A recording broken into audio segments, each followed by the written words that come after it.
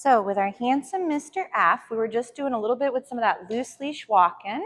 I know we had a little interruption because my little one needed some blankets for her little section that she's in. She likes to make little forts. So right here, oh, there's a little find it, good job. So when I'm working with him with loose leash walking, remember that pulling equals more pulling. So what I mean by that, it doesn't matter what piece of equipment you might be using, but the reason I do recommend a body harness is because at no point will you be pulling on his neck while he's practicing or while he's learning. So right now, with Mr. F, I make it where anytime he's by my side, I feed for those lovely moments by my leg. So, but with the loose leash walking, if you're finding going to the real world walk is too strenuous, so there's too many distractions, it's too difficult of an environment, there's maybe things that get him way too excited. Ready, Finley? Nice. I would make it where practicing in and around your home, yes, to be the better place to start these dance moves. Because if Mr. F doesn't know what loose leash walking is, and then we apply it to the real world setting, ready, Finley, then that can be too hard. So right here, we're a little distracted with the walls, no big deal, ready? Right there. So my little positive interrupter that we used on Tuesday is kind of helping my handsome guy bounce back from the environment to me.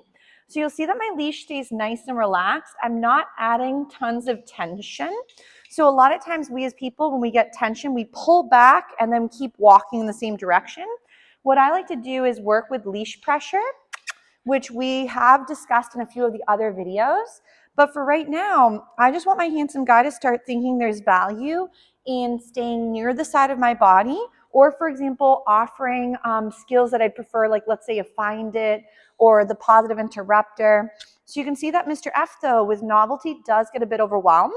I know you had mentioned he's friendly with people and dogs, but remember that a lot of times friendly could be when he's comfortable in a bubble he knows, or with the people or dogs he already knows. So like me, I also would consider myself friendly, but if some strange person came up to me and started stroking my hair and I didn't know them, I would maybe not look very friendly at that point. So remember that your babe's comfort range is also a big factor in behavior. So if, let's say he hasn't really been in a situation like this, which is perfectly okay, we just want Mr. F to realize that, again, if something is novel and it feels a little overwhelming, we're here to help him. So obviously with my little in the beginning, it could have been a little bit too challenging for him, and that's okay. So small humans, if they're not used to little people compared to adult people, it can be a bit flustering. So right here, I'm feeding him for that lovely little response, and Mr. F is actually doing a splendid job with his loose leash walking. Remember, this could be, again, if you prefer the right side versus the left. Just gonna fix his little leash there. So if you prefer, I would recommend for now is though keep your food on the same side your puppy's gonna be on. So if I'm working with Mr. F, I wanna feed him while he's by the side of my body and sort of soft there. If you're ever finding he's doing a lot of pulling, that could be, again, it's been very heavily reinforced for him. So if, let's say, pulling gets you further in your walk and you get to explore and you go to sniff and you go to the restroom, then pulling is part of the routine and he maybe doesn't know any different. So remember, if we're pulling back as he's pulling forward, it's just a tug of war of you guys going back and forth with the pull. I would definitely recommend that when you feel tension, do a U-turn and feed for when he's back by your side again. So if, let's say we're going to do on the right versus the left, I'm going to first get my puppy's attention on my snack hand, get them to hone in, and then feed for all these lovely moments by my leg. So right here, if I lose him, I might say his name, Finley. But I typically do a little change in direction, and this could be a little bit of a 180 versus a full, 360. You can kind of keep it engaging or what you feel comfortable rocking for the difficulty in the sense of the turning. So for right now, I don't want to yank back if he's pulling, but start again. So again, this could be with me, heel, let's go, whatever you'd like it to be. And then bring them along and then feed again by the leg. But you'll see that my leash is nice and relaxed. So I'm not physically holding him back. I'm also not scolding behavior I don't like. So even though he was barking and he was having a hard time, I'm not constantly going, no, that's enough, quiet, and yanking on him or scolding him. Because remember, if your dog is having a hard time and you're saying, stop that, you're also sometimes getting rid of your dog's ability to say, this is too hard, I'm getting flustered.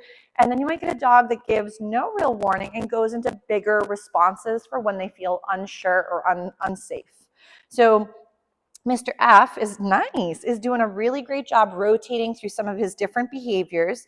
So he's doing some beautiful sits. He's been doing some really nice loose leash walking. So we might again get his focus on the hand.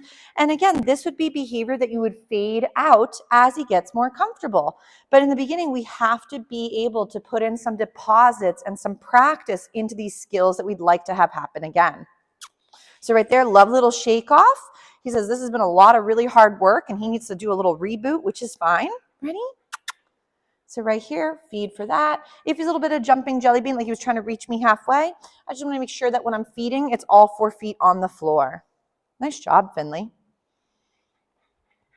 But 2, if, let's say, he was having a harder time on a shorter leash, you could do this exact same exercise off of gear. So let's say, for example, we take off his leash, or for example, you could do this on the longer lead. So the blue lead I had on earlier, that one could be another option too. So we could go, ready, Finley, and we just get him to hone in with no gear on. So if I go to lose him, I do my little kissy noise, feed for that. If we lose it, he can do a little find it if he drops it. So, and again, let's say I'm going to switch sides. Maybe he's going to go on the left side instead for a little bit. Right here, notice how we're having him target this lovely snack hand. If I lose him, I might do the kissy noise, a little positive interrupter, or I might say his name if I start to lose him. So, but you can then just start to kind of meander and feed for all these moments where your babe is by your leg. Ready? Oh, this is looking very pretty, Mr. F. So if you're not getting this type of response when you're practicing loose leash walking, you're more than likely going too fast. They don't understand the steps. The environment could be way too challenging, and they don't even know how to do the skill in the first place. So remember, just like with us, if we had to learn how to drive a car, it's much easier to learn how to drive in a parking lot than it is to go in a very fast sports car and hop on the highway with no instructions prior. So remember, same thing for him. He doesn't always know what's expected of him, but he's going to do whatever makes him either feel safe, comfortable, or gives him a reinforcement. So if pulling equals more exploration, then pulling must be the part of the loose leash walking that we like. So always think, oh, he didn't see that one. That's okay. Ready? Find it. So we want Mr. F to think of, if we start to pull, it's more of a stop, turn and pivot and feed for being near you. So view it more of working your loose leash walking in a calm environment where the environment is controlled from your end.